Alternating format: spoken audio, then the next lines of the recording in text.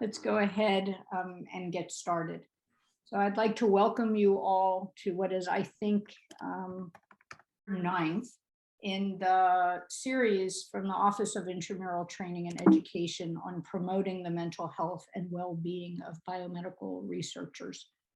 You know, I get so many emails and messages about the series and with comments about how important this dialogue that we've all been having over the last 8 or 9 months is, how critical it is that we decrease the stigma around mental health, that we are more openly talking about how we take care of ourselves and each other, and how we address that issues within the biomedical research enterprise itself can actually really add to the burden for our students and staff. That in many, many ways, our culture drives extreme work, extreme focus on productivity. It can strip people of their feelings of who they are and what they are proud of about themselves and about why they came to science. And that a part of the culture change around all of that is having this discussion around mental health and well-being. And I think it is especially important given the 14 months that we have all gone through and the continued trauma of the pandemic, of discrimination, of injustice across the US and the globe. I think it's extremely important that we have this discussion today about trauma. The speakers today are Rena Bernards and Marjorie Nightingale, who provide me with important input around wellness of the NIH intramural research community, and who are both experts around working with clients and communities around trauma. Both of them have private practices in the Metro DC area. And I think that we are very, very lucky to have them here to share with us today. After the talk, we will transition to another Zoom meeting for small group discussions facilitated by mental health experts from this area. And I always say that that is where I think the learning really happens. And it always makes me sad that so many people log off. I know that taking 2 hours for something can feel overwhelming, but I hope that you make an effort to stay for the small groups. Before we get started with the talk, I just want to remind you of a few things. Victor, can I have the first slide? Today, we launched the OITE Virtual Summer Internship Program. Students from across the US at the high school, college, graduate student level are welcome to participate. All of our activities are free. We will be launching the Becoming a Resilient Scientist series tomorrow, and the webinar and small group discussions are open to students outside of the NIH. There are many career workshops for undergraduate students, graduate students. There's a pre-college program for high school students. Even if they're not so interested in STEM, the pre-college information is really about thriving through that transition from high school to college. We have a Learn to Code boot camp, the graduate and professional school fair in mid-July, and there are science seminars throughout the summer, some of them from our trainees at NIH and some from leaders. And midway through the summer, we'll have an opportunity to hear from the NIH director, Francis Collins, who's looking forward to having a chance to talk with students across the US. So I hope that you will join us, spread the word on your campuses. This is an activity or set of activities really meant to help students with any type of interest in STEM, in medicine, in public health, etc. Next slide. I also want to remind you that all of the mental health talks are archived on the NIH OITE YouTube channel, and we end this year's series on July 12th with welcoming colleagues on the autism spectrum. I hope that you'll join us then, and I hope that you will continue to use the archived material for important discussions on your campus. So with that introduction, I am going to turn the virtual floor over to Rena, who will get us started. And again, I just want to thank Rena and Marjorie for so much thoughtful discussion with me and with other OITE staff around this topic. Thank you all for being here.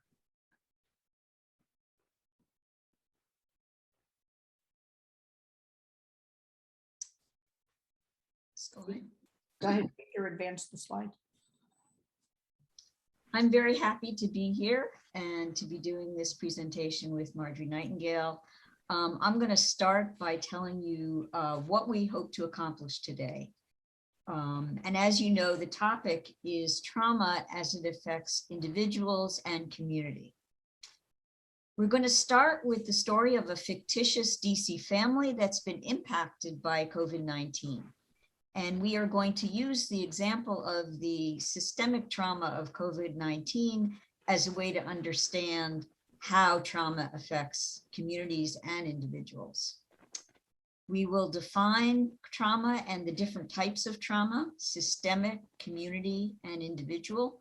And one of the things that we're going to be doing in this talk is going back and forth between these different levels and showing how they're interconnected. We'll talk about how trauma is experienced by the individual in the individual's nervous system, in the body. How does the body affected by trauma? We'll talk about post-traumatic stress disorder, its definition, prevalence, and symptoms. And finally, we're going to, probably the most important thing we're going to try to do today is to talk about how to help.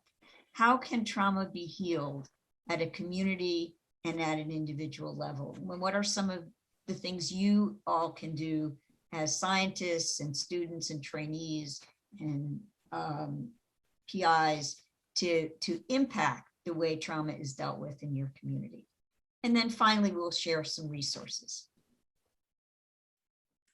So we're going to start with introducing this DC family. This is the Marino family, and we wanted to do this to humanize this talk because so many people have been struggling with trauma. This is a diagram. It's a shorthand description of a family system. It's what we use in therapy and social work to kind of really give us a snapshot of what a family looks like, the family structure, and some of the things that they're struggling with. So women in genograms are represented by circles, men are represented by squares, although we start with Nina, who is the subject of this genogram. This is her family. She is a circle inside of a square, and that's just to identify that this is her genogram. So Nina is 36 years old. She's a PI at NIH. She is married to Michael, and then she has two children, Mike Jr. and Emily. And think about that. She's been working from home with this 12-year-old son and this 2-year-old. She also has a brother, Santino, and a sister, Luna, and then her parents are Emilio and Ava. If you look at the green dotted line, it actually identifies who lives in the household with Nina. So Nina lives with her husband, Michael, her two children, her niece, Victoria, who actually is a college student and would have been away at school, but for COVID, she's actually living in a house with her aunt and uncle and niece and nephew, and her mother, Ava. Also, if you look at Emilio, Nina's father, there is a cross going through his square, which indicates that he is deceased, as well as Isabella, Santino's former partner. And so Emilio died of COVID-19 in 2020, as well as heart disease. So when you think about this family, Nina is still struggling with the death of her father and grief, her mother who is suffering with grief, as well as the other family members. It's also important to note that Michael, Nina's husband, actually was a chef, an executive chef in a high-end DC restaurant, lost his job at the beginning of the pandemic, and has been unemployed for over a year. So this is just a snapshot of what Nina's coming to work, working as a PI, but what she's dealing with in her own household. Also, the little squiggly line underneath Emilio and Ava and Santino indicate that they are immigrants.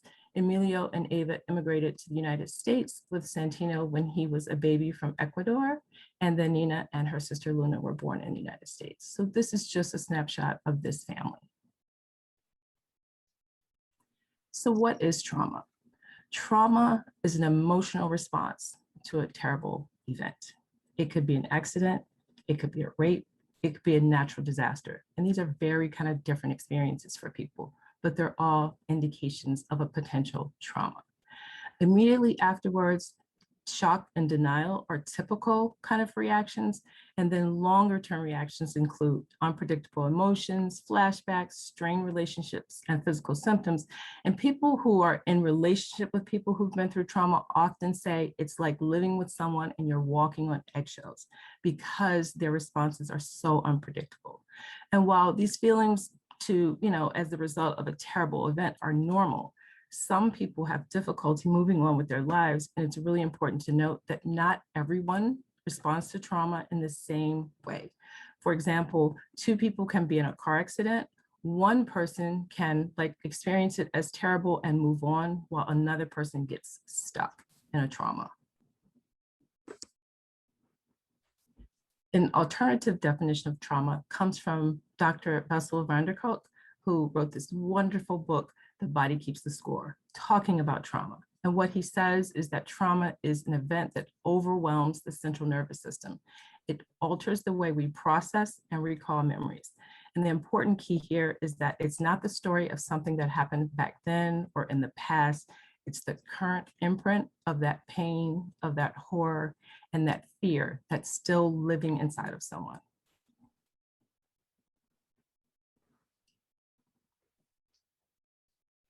So I want to talk about the definition of systemic trauma. It can also be called institutional trauma. It's a betrayal defined as the institutional action and inaction that can worsen the impact of traumatic experiences. These include practices and procedures implemented by institutions or their leaders that directly or indirectly cause psychological, emotional, economic, spiritual, physical, or sexual harm to individuals or specific groups of people. And just two examples here that have happened in our recent past as a country. Unaccompanied migrant children have been held in crowded government detention facilities at the US southern border, causing unknown amount of trauma to the children that went through there. Also, leaders' responses to COVID-19, which downplayed the seriousness of the trauma, caused additional harm to people in this country. So that's systemic trauma. Now we're going to define community trauma or collective trauma. It's defined as an aggregate of trauma experienced by community members or an event that impacts a few people but has structural and social traumatic consequences. So the definition of community can vary. An example would be a neighborhood, a specific school, a workplace, an academic department, or a lab. So when we talk about community trauma, we're talking about structural events that can impact particular small communities. And here's the relationship between community and structural trauma and how it filters up into an individual person. Here we're talking about childhood, in childhood. So the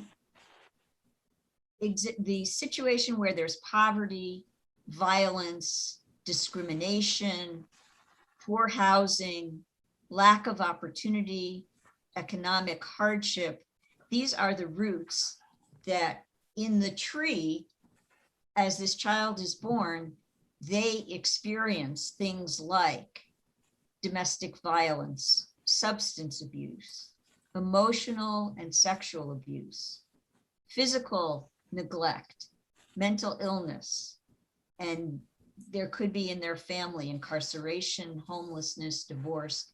These all impact the child. And that's the example of how systemic and community roots go and impact the individual. So it's really important to understand these adverse childhood experiences because they're incredibly common, which we'll see in a moment. And these early life conditions can result in trauma. So there's a scale called the ACEs scale that looks at 10 questions, and having evidence or answering yes to any one of them is evidence of trauma. Answering yes to 4 of them indicates a highly traumatic background. Some of the sample questions are: prior to your 18th birthday, did an adult in your household often or very often swear at you, insult, humiliate you, cause physical fear or harm? Prior to your 18th birthday, did an adult cause you physical harm or sexually abuse you? Prior to your 18th birthday, did an adult make you feel that no one in your family loved you, felt close to you, or supported you? Prior to your 18th birthday, were your parents ever separated or divorced? And then prior to your 18th birthday, did an adult you live with, anyone were they mentally ill? Did they have a drinking or alcoholic, or did they use drugs? And these are just a sample of the 10 questions on the ACEs scale. This is why it's important to really pay attention to the ACEs. 61% of adults reported they had at least one type of ACEs, and 17% reported they had experienced 4 or more. And remember that 4 or more is severe trauma. Preventing ACEs could potentially reduce a large number of the physical and mental health conditions that we see. For example, up to 1.9 million cases of heart disease, 21 million cases of depression could have potentially been avoided by preventing ACEs. And girls are at greater risk than boys for ACEs. And think about if you have these ACEs in childhood and then you have an experience of an adult trauma, it's kind of piling it on.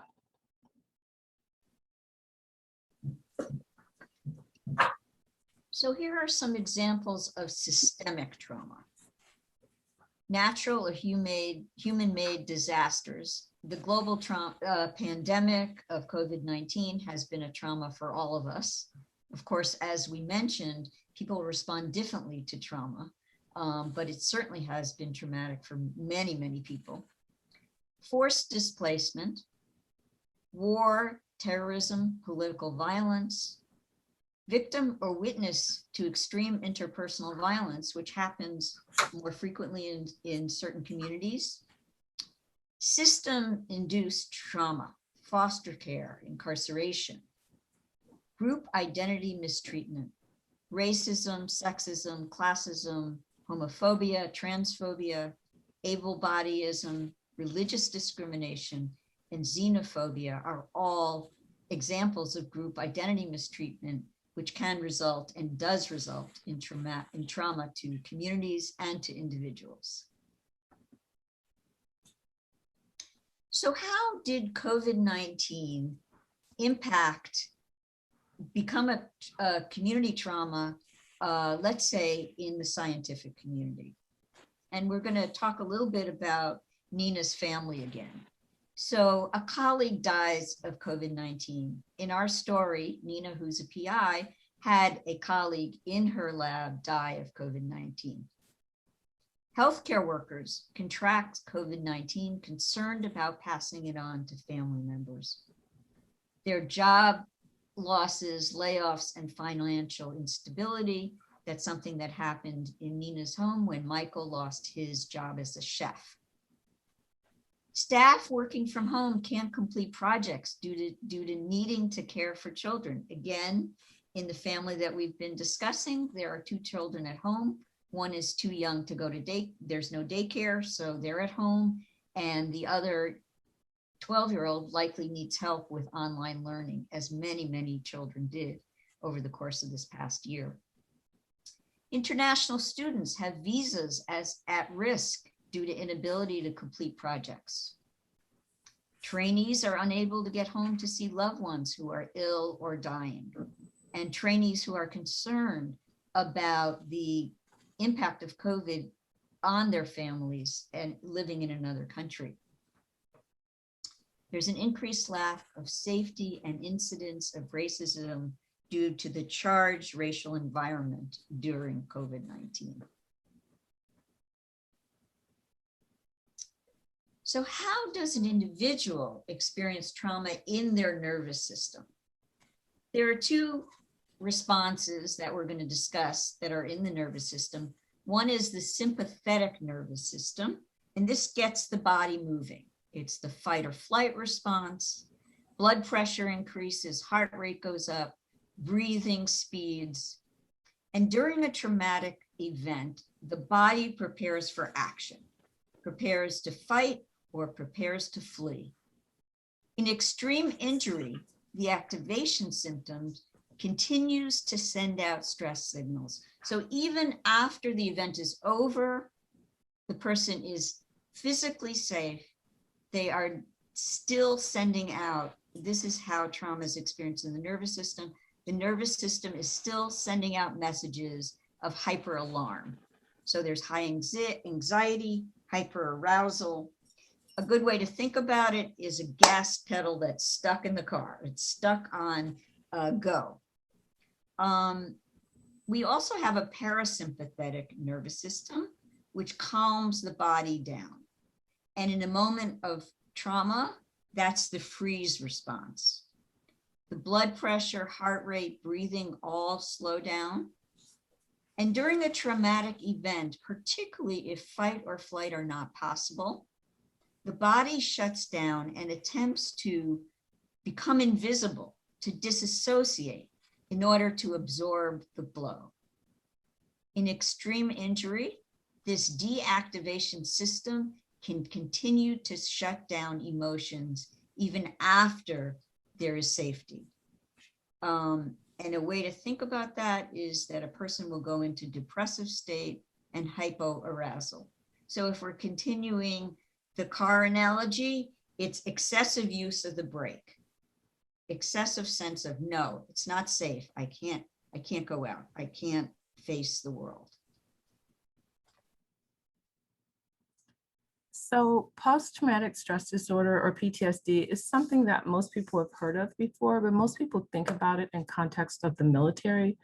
But PTSD can affect a lot of different types of trauma. Not all trauma will result in a post-traumatic stress disorder, but often very severe trauma does. The APA says that PTSD is an anxiety problem, and it develops in some people after extremely traumatic events.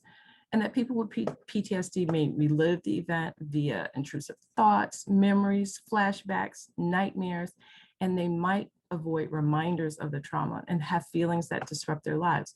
If we think about Nina's family, where her mother, Ava, lost her husband, if she lost him in the beginning of the pandemic, where she couldn't visit him, she might imagine him dying alone. She might revisit that memory at the anniversary of his death on his birthday. It might actually trigger that trauma for her. An alternative definition, this comes from a US veteran of the Iraqi War. Instead of calling it post-traumatic stress disorder, post-traumatic stress injury. And that comes from Dr. Peter Levine. So let's talk about some of the triggers. Those triggers can last for years after a traumatic event. And like I said, at the anniversary of the traumatic event, or when a present time experience reminds the person of the trauma. It could be a smell, a television show, something someone says, a color sometimes.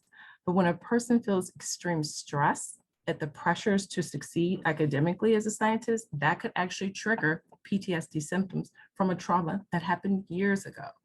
Or often when a person finally feels safe enough to feel the power of the trauma, and people don't really understand how that happens. But if a person is kind of living and trying to just getting through the moment, and they finally get to a place where they feel safe, it can actually be triggering to relive the PTSD symptoms. And when there's an opportunity for the trauma to be healed, that can also be a triggering of PTSD symptoms. The key to healing trauma is to undo aloneness. And that comes from Dr. Diana Forsha.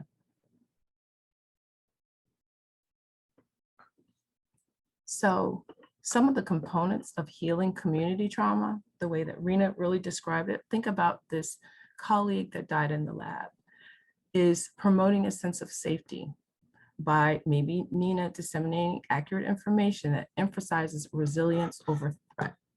promoting calm, promoting anxiety reduction in the way of mindfulness, problem solving, coping techniques, or promoting a sense of self and collective efficacy, like skills training, community-wide rituals, and sharing the availability of resources. Or think about this promoting connectedness. They could, as a group, kind of get together, they could talk about him, they could do some kind of memorial for him, providing social support and reaching out to those that are alone and acknowledging that for some people in this lab, they might experience it as a trauma while others don't, but acknowledging the pain. And then promoting hope, highlighting strengths, envisioning a positive future, again, through storytelling or through collective action.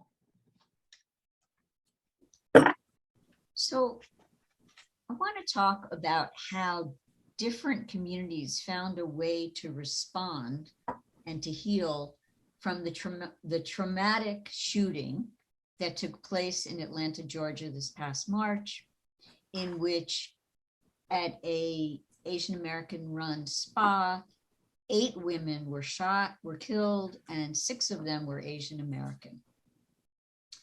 So the Washington Post describes different ways that communities responded at that moment. Bonds have formed between these grieving communities.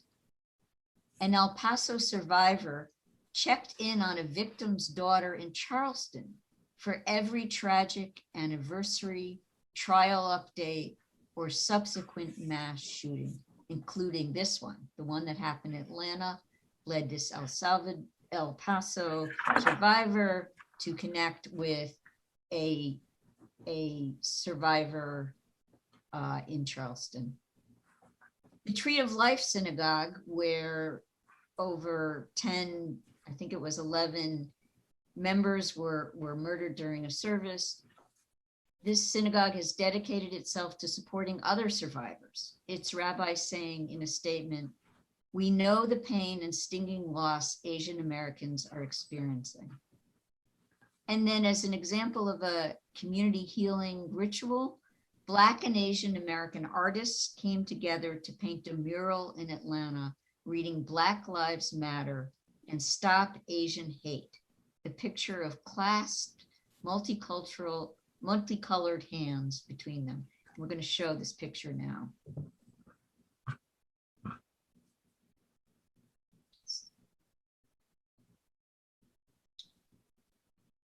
So what can be done when a systemic trauma impacts members of the society, of the scientific community? So an example here would be when this murder took place in Atlanta. Nina knows that there are Asian American postdocs and scientists in her lab that are Asian American. And she thinks to herself, wow, what are they feeling? How can I reach out to them? And some would question, is that the role of the PI? And I think that what we have learned, particularly over the past year, is that absolutely it is the role of leadership. If you know that there are members of your community that are experiencing a systemic trauma, that they're impacting them as individuals, their own sense of safety, their own sense of grief, that it's important to respond. And the first thing is to get help and input from experts, to talk to people. Nina reaches out to people that she knows that have mental health experience, that have experience with the people who are in the Asian American community. And she is prompt in communicating her concern and offering support. So immediately she sends an email to everybody that says, this has happened, this is extremely painful. We are thinking about those among us who are in the Asian American community. We hope you will reach out if you need support, we're available. And then host community gathering. She can hold a gathering, and even if it has to be remote during the pandemic, so that people just have a chance to share, just know that they're not alone. Remember that quote, Healing is about undoing aloneness, and this is a way to heal. Provide information about campus and community resources, let people know where they can get counseling, normalize the use of counseling and group support, and that PIs and supervisors need to show understanding during this period, because every systemic event comes down to an impact on the individuals. And be available for follow-up, be available for somebody to come into your office and tell you what they're experiencing, give them an opportunity to connect them with others. This is a question of what happens when a research group experiences a trauma. So there are things that happen, for example, let's say there's an assault on campus. Again, getting input from experts, being prompt in your communication to the community, be transparent as whenever possible, sharing as much information as makes sense institutionally. Be as calm as possible, which means getting support for yourself too. So being able to maintain a sense of calm as you're in leadership and you're trying to help others experience a sense of normalcy, then that calm is really important. And address safety issues when appropriate. So telling people how they can continue to be safe despite what may have happened. Offer opportunities for individual and group support. Perhaps there are drop-in meetings, there are places where people can come and talk. There are mechanisms in place for follow-up, so the people that know that this isn't a one-time, okay, you should be over of this now, but that there's follow-up opportunities for people to continue if the trauma 3 weeks later, they start to get worried, they start to have feelings of insecurity, that there's places for them to go.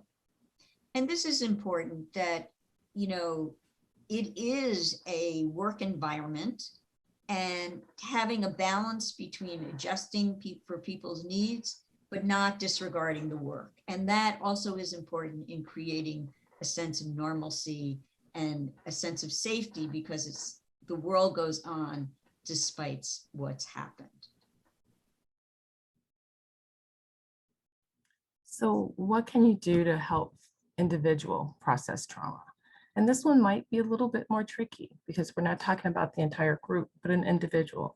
Often in institutions, educational places, and workplaces, there are wellness programs that are underutilized, but there may be support groups, counselors, meditation groups, webinars on mental health. Hopefully this one is helpful. That can all be important services, not just for scientists, but for everyone. And especially, like Rena said, for the person who is actually in leadership, getting support for themselves. Providing ongoing support and training for mentors to become more sensitive to trauma. And then diversity, inclusion, and equity training, we think about that in terms of helping us to get along, but thus also can be a place that you can lean on to help teach how to respond to structural trauma. And then leadership can find ways to help scientists and others when community trauma or institutional trauma happens. And that community or institutional trauma really needs to be first acknowledged that it's real. And sometimes that in itself can be helpful. So how do you help a colleague? First of all, beware or aware that the person's mental health may be impacting their work. For example, is there some change in their cognitive abilities or their executive functioning? Are they not able to do things that once they were clearly able to do? Are they calling in sick a lot, leaving work early? Are they procrastinating about duties that they once performed easily? Is there some kind of avoidance? This might be a signal that something is happening for them. And more importantly, please be aware of how your own implicit bias might have an impact on how you view what is going on. It's really important that we all do our own work and not look at someone else who might be different from us and make judgments about what's happening because of a bias. If we have not examined, is it because the person's race or gender or ethnicity or culture is different? And sometimes it can be difficult, particularly for lay people, to distinguish between depression, anxiety, and PTSD.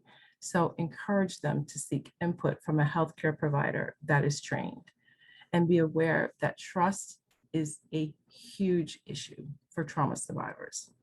And please respect confidentiality. This is not something you call out in a group meeting or on a Zoom meeting even. It is something that you address individually, and then you hold that person's confidence. It should not be shared except for with those that it needs to be shared with.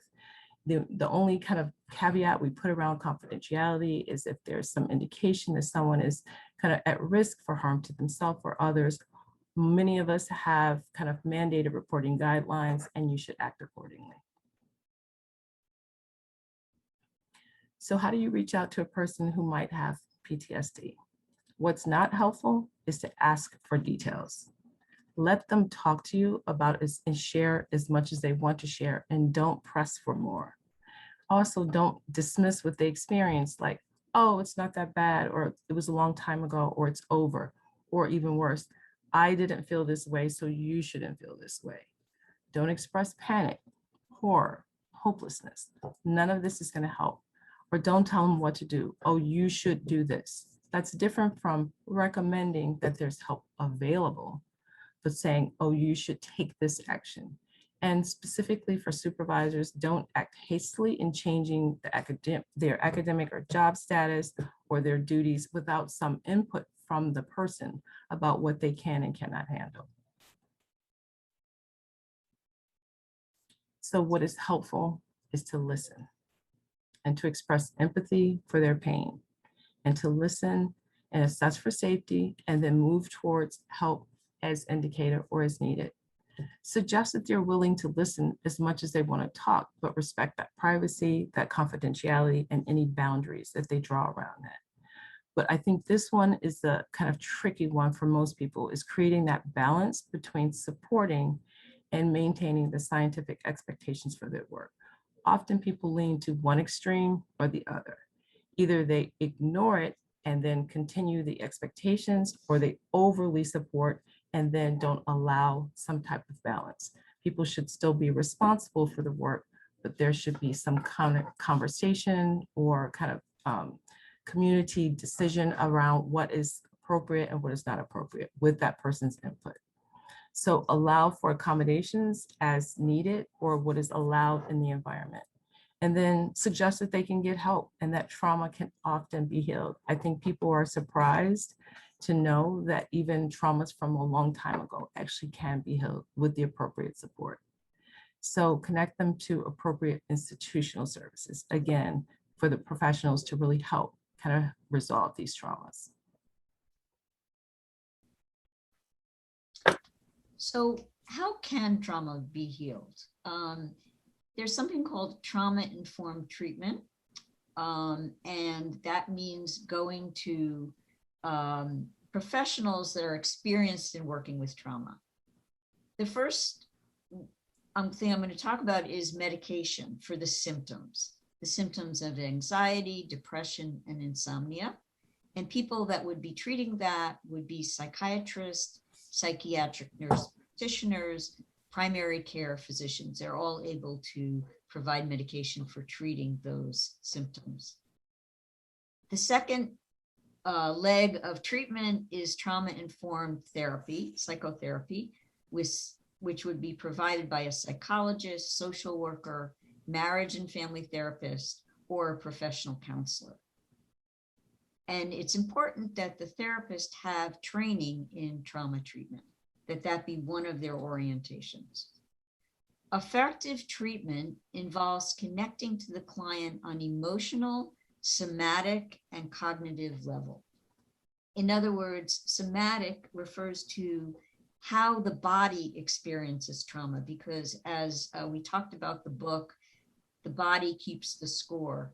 Trauma is experienced in the body, in the nervous system, and therefore modalities that take that into account and work with the emotional and physical level is important. And other modalities which can be helpful, body work, journaling, meditation, yoga, these practices can also augment effective therapy and, if needed, medication. So I'm going to talk about some protective tools to help heal. So these are helpful for anybody that's experienced any kind of trauma, including all of us who have experienced COVID-19. And these are ways to not ensure, but to lessen the possibility that a trauma will be becoming long-lasting. So sleep, establish routines, turn off electronics. There's a typo there, but we meant off. Meditate, write down worries in a journal. Exercise, there are free classes online. Walks, be gentle on yourself. So exercise should not become another kind of demand that you have to succeed at a high level. It should be for the purpose of healing.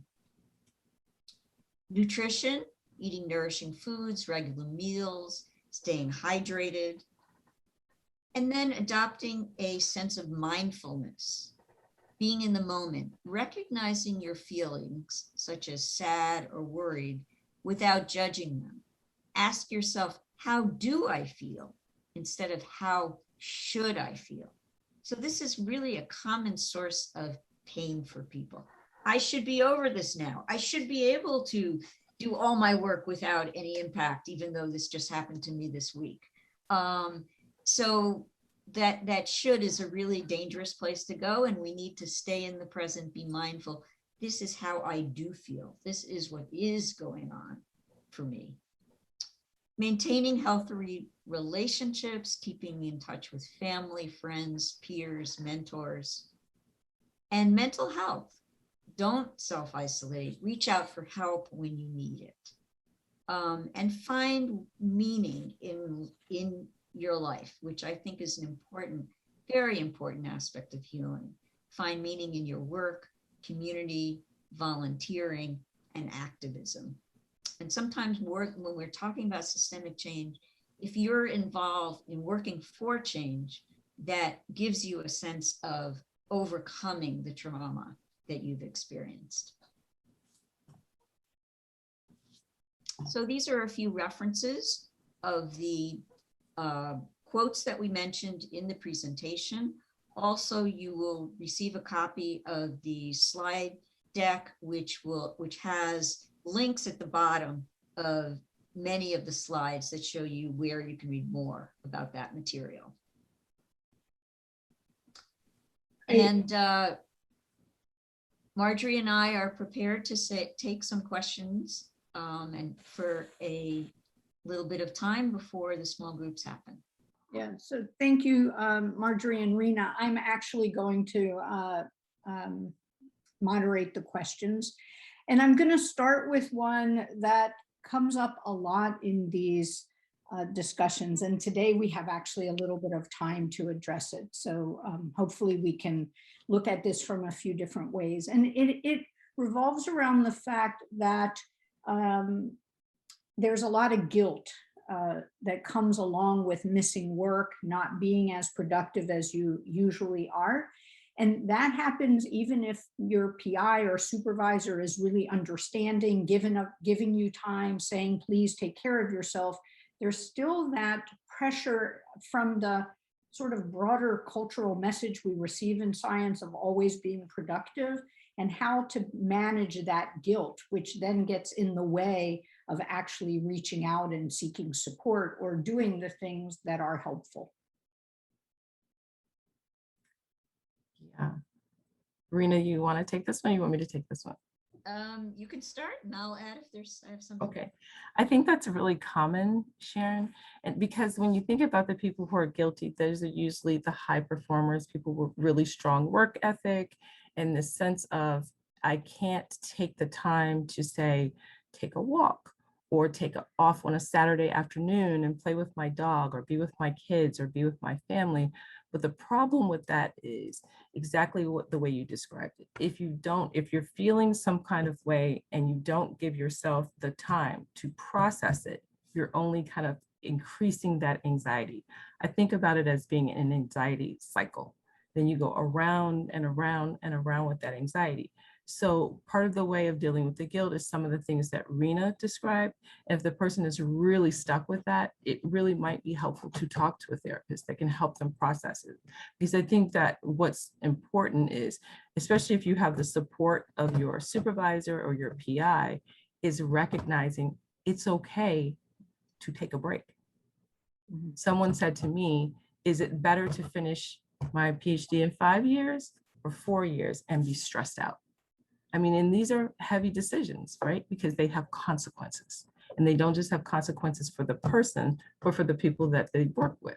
But there is, at some place, you have to make that kind of balance in terms of the guilt. The guilt itself is, of course, not helpful. It's just another form of the anxiety. Yeah, thank you. Yeah, and I would add that the trauma is not your fault. Trauma, as we've been talking, it's systemic, it's community-based, it is not something that you asked for. And it's important to remember that. And it's also important to remember that those that you look up to likely experience similar things themselves. I think there's an idolizing of mentors without understanding that mentors are human beings. They had similar struggles. Maybe they're not telling you about it, but there's nothing different between the people that you're looking up to and you. Yeah, thank you. So the first question around guilt and getting support was from somebody who said my mentor and is very supportive, but of course, sadly and not surprisingly, there are people who followed up and said, and my mentor is not supportive. So how do I go about getting institutional and program support when my mentor is unsupportive? And I guess I'll make a comment and then ask the two of you to come at this from the perspective of mental health experts, not institutional administrators. And I talk to a lot of students and staff who are in unsupportive environments. And one of the things that we stress from the start is finding the support on your campus, whether that's in the graduate student office, the administrator who directs your programs, someone in the dean's office, the postdoc office, that there are likely people on your campus who can help you start to tease apart how you're going to navigate the relationship, because the trauma isn't going to go away because your PI would prefer that you ignore it. And so I would say the key thing and several people have posted on this, is to find the right people on your campus. If you can talk a little bit maybe about the added mental health issues of having an unsupportive boss, because I actually think that is almost like there's a trauma and then there's this hit of somebody who should care about you doesn't care about you. I wonder if you could talk from the mental health perspective on that. Sure, I'd love to talk about this because it's been in the news recently, right? So when you have an unsupportive mentor and somebody's having a mental health struggle, like when I talked about the wellness programs, like you said, Sharon, they're there. And often I hear from people who run wellness programs how underutilized they are, that they're there, the support is there, but people don't reach out to them. One, because they feel they don't have the time to. Two, that they feel guilty, like you said, I shouldn't have to reach out. I shouldn't need therapy. I shouldn't need to be in a group. But the thing about it is that if you don't prioritize your own mental health, no one does it for you. And the thing that I think has been close to my heart is what's been in the media about Naomi Osaka and the risk that she took for her own mental health. The risk of sacrificing a tournament that could be a lot of money. We have no idea what it's going to do to her career. But I remember having this argument with some colleagues of mine and thinking, but what if she didn't take that risk? What if she did it? And this is the place where, sometimes you have to take the risk of offending, hurting, stepping on toes if your mental health is really at risk that way. But that's, it's easy for a therapist to say, right? To, take the risk and put yourself first. But if you don't put yourself first, you could wind up in a much worse situation to begin with. And I agree that some of the trauma is having an unsupportive supervisor, boss, PI, scientist, professor, who has a lot of power and control over your livelihood or over your life. Of course, that's where institutional leadership has a responsibility to keep engaging with mentors, helping them understand their responsibilities to respect trainees. And that culture change is slow. And meanwhile, I think a lot of students get caught between this. I know I should be doing these things and taking care of myself, and I am afraid. And that taking action through fear can be such a hard thing in science. I would just add that oftentimes when someone who's in that kind of experience comes into the therapy room, the first layer of what we have to get through is, how does this look to others, and what do others think, and what does my PI think, and all of that. My family, my parents, my partner. My parents, correct, right, my community, before they can get to, okay, what do I need to heal? So I wonder if one of you could model a little bit. There are some questions about how to tell your mentor, and like what the boundary is, how much you share.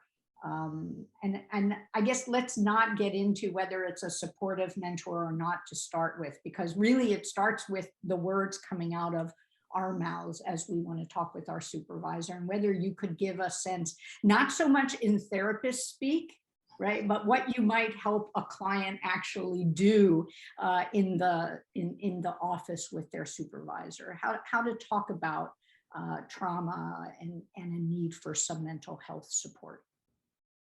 Well, one thing, Sharon, you're saying, which I think is important, is that practicing ahead of time is really important, whether it's with a therapist or with a friend or a mentor. Role playing, here's what I'm going to say, here's what I'm afraid how she or he will respond. So this is an important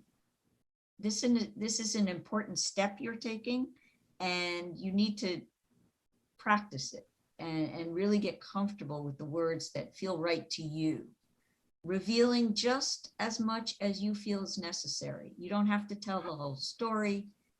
All you have to tell them is what it is you're going through and what you need. I agree with that, Rena, and not necessarily even sharing, say, if you have a diagnosis or think that something is going on, it could be, it's like, I want to talk to you about something personal, private, and confidential, making sure it's not the beginning of the day, the end of the day, when people are either pressed to start working or pressed to stop working. And, and really saying that I'm really struggling, this is new, maybe, and describing how I was and how I am, and that I'm trying to work through it, and maybe even having some suggestions about a time frame. Can I have a couple of weeks? Can I have to just kind of think through what I might need? But often what happens is people are kind of really been struggling for a while. And by the time they develop the courage to say something, they're almost in crisis.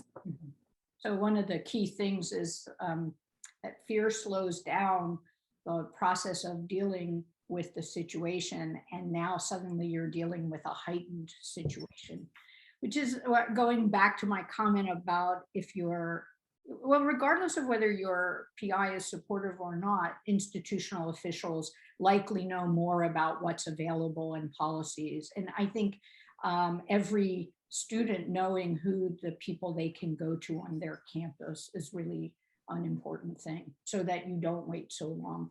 There's a question, I'm gonna morph it a little bit. It's how do we take care of ourselves in a community where there's so much stigma around mental health? I'm not sure the research community is worse than other communities. I think that in general, across the country, at least, people in every field would say my field doesn't value. Maybe therapists value mental health. So mental health, no. But as outsiders in the community, but people who engage with scientists, do you have thoughts about what we can all do? The people here, right, who clearly believe this is important, like what drives culture change around stigma, whether it's around trauma or other elements of mental health? What do you think provides, small pushes to make a change around stigma? Well, one thing I want to say about that is that people need to be more upfront about the fact that they use therapists. So, this needs to be something that is discussed and not something that's seen as shameful. And more people, nobody has to give the details, but just to say, yes, I've consulted with a therapist in my life, or I find it really helpful. The more people are able to say that kind of thing, instead of thinking of it as something in the closet that nobody should talk about, I think that would help normalize things. Mhm. And I think you can even go further than that. I mean, I would imagine that most scientists at some point have been in a place where they felt high anxiety about performance, right? Even if they never saw a therapist. And if you have some student or researcher who's really struggling, just being honest about that, as a mentor, as a leader.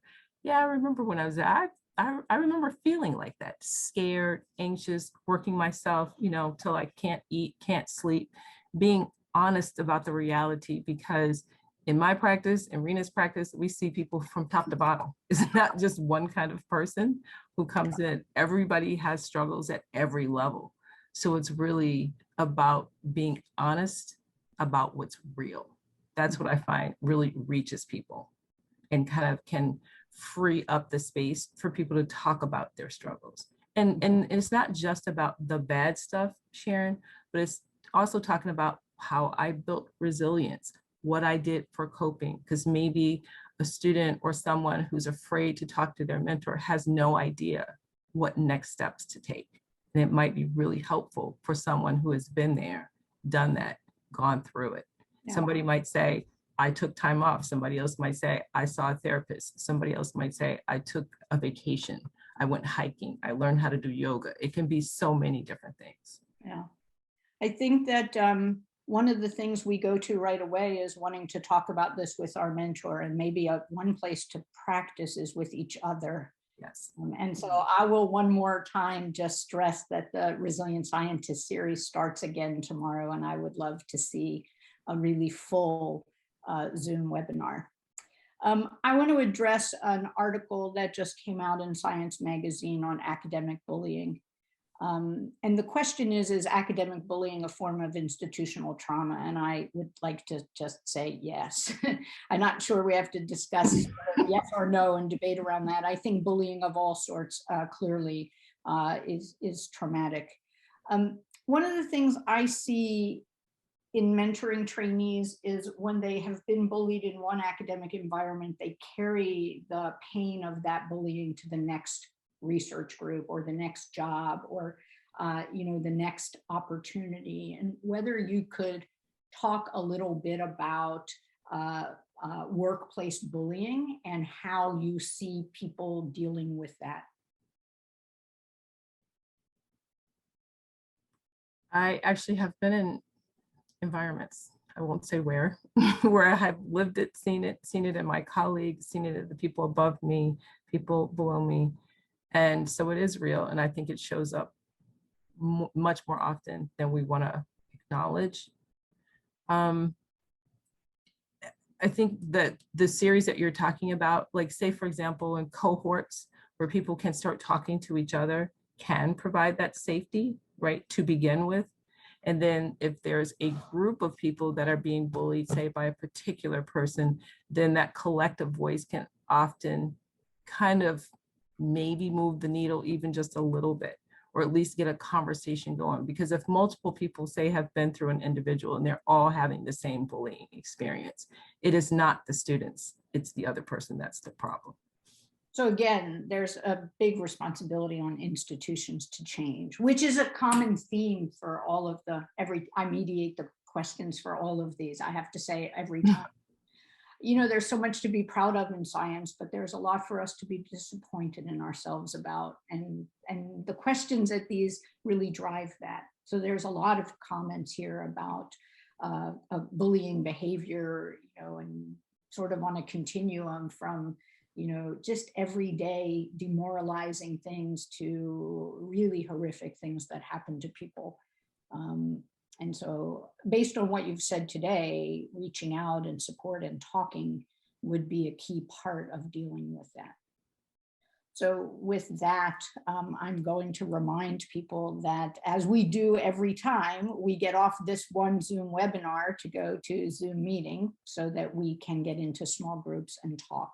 The meeting ID is 160-006-0184. Jackie put it in the chat so that you could easily get there. This is an opportunity. It will be small groups today. It's an opportunity to really talk a little bit about your own experiences, learn from each other. We welcome you and hope you'll turn on your camera, but these are hard topics, and we know that for some people that is a stressor of its own. So come regardless. Don't feel that you shouldn't come. Everything discussed in the small groups is confidential. There is no taping, so you can rest assured that you will have a confidential space to have a discussion. So I hope you will join us in a few minutes on the other Zoom. I also hope you will join us in July. I think it's a very, very important topic that we're wrapping up with. And I'd like to see the series end strong. So with that, I want to thank Rena and Marjorie. Taught me a lot. Rena, who's taught me a lot for a very, very long time. We've worked together both personally and professionally, and I'd like to acknowledge that. And Marjorie, who is a new colleague. So thank you both very, very much, and thank you everybody for being here. Please, I know we have a break in between, but the sooner I start making the groups, the less chaos there is, and the less group making anxiety I have. So please join us on Zoom in a few moments, and then we'll wait and everybody can get a snack before we start. Thank you all. The tape will be up on our YouTube channel by the end of the week. Thank you, everyone.